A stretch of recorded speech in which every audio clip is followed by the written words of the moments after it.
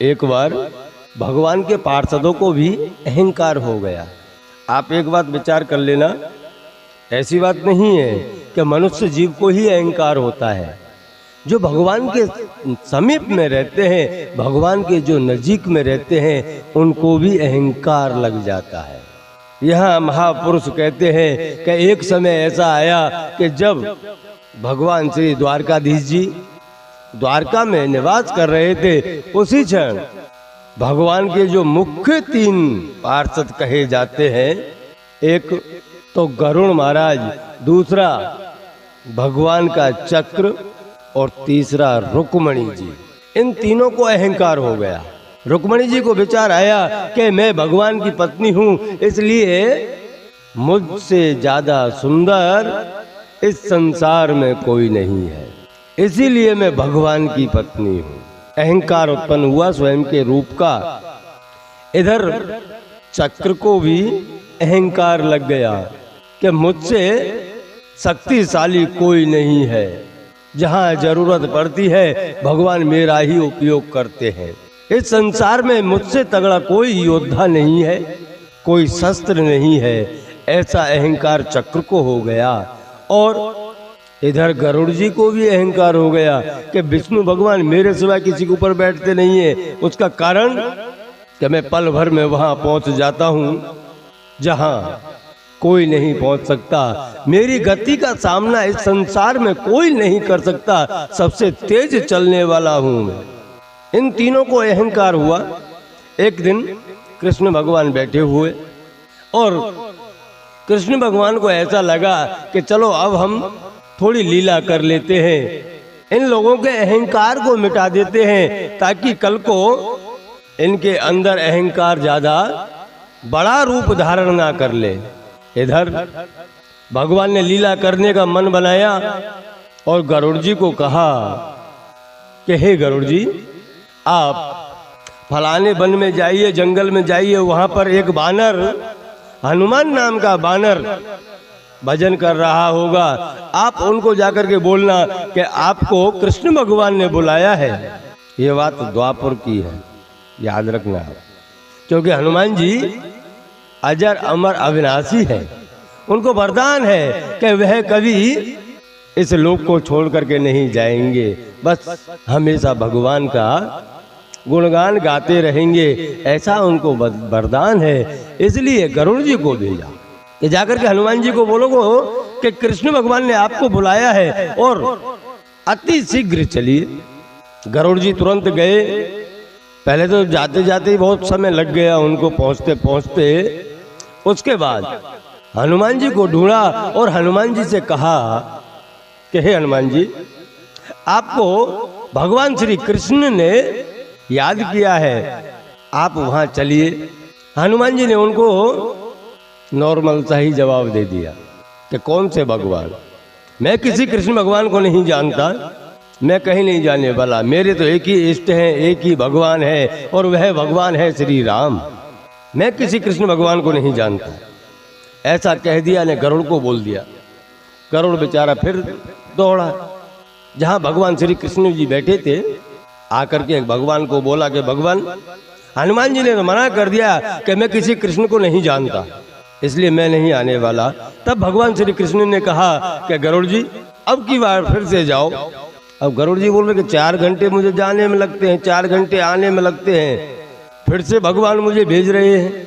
और उनको बोलना कि अति शीघ्र याद किया है, पर मैं कहूँ ऐसे बोलना जा करके।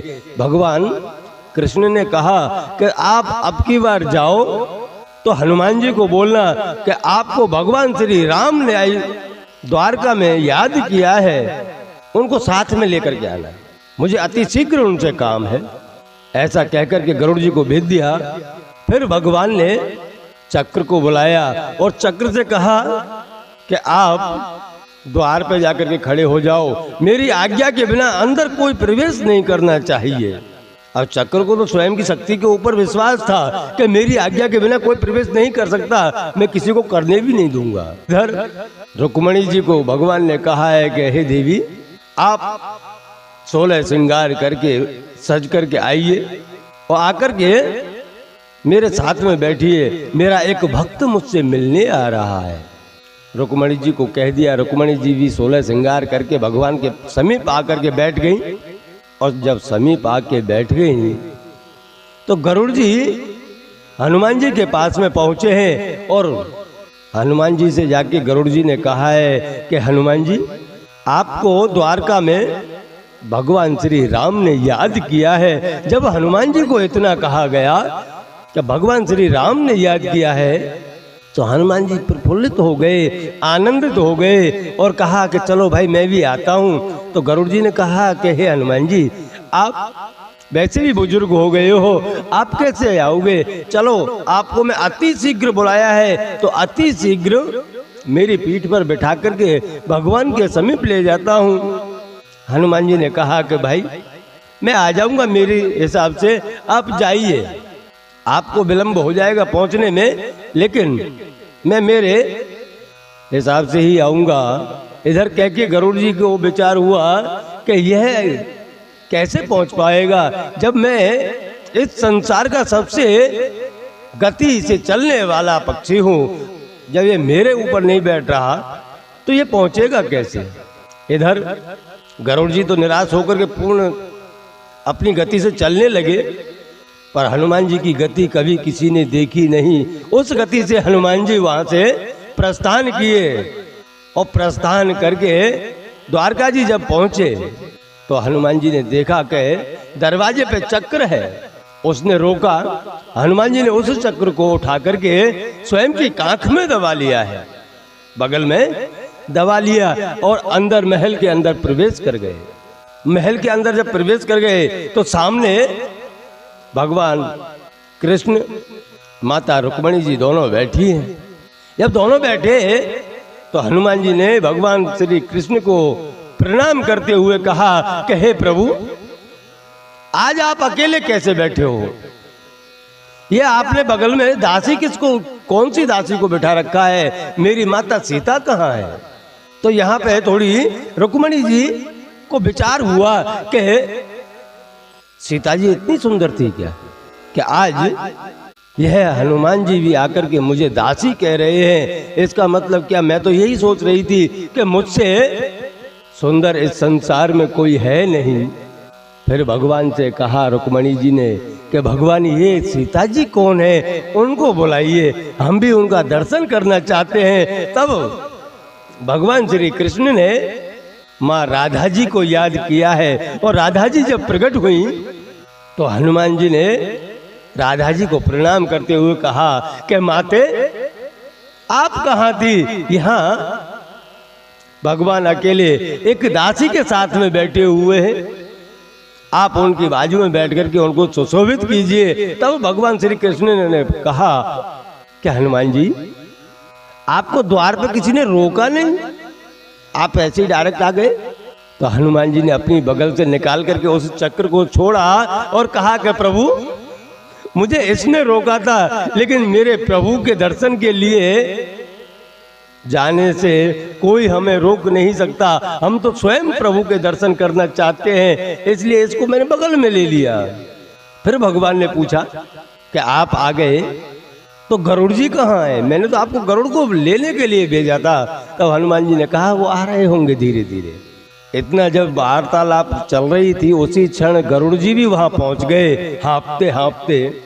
और हनुमान जी को देख करके वह अचंभे में रह गए कि मैं तो इनको वहां जंगल में छोड़ के आया था, ये इतनी शीघ्र यहाँ पहुंच कैसे गए?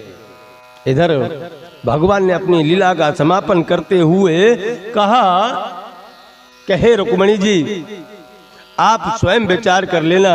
आप कहती हो ना बार बार कि भगवान, आप जब भी मैं देखती हूँ तब राधे राधे राधे का जाप करते हो, हमारे अंदर इतनी सुंदरता नहीं है क्या?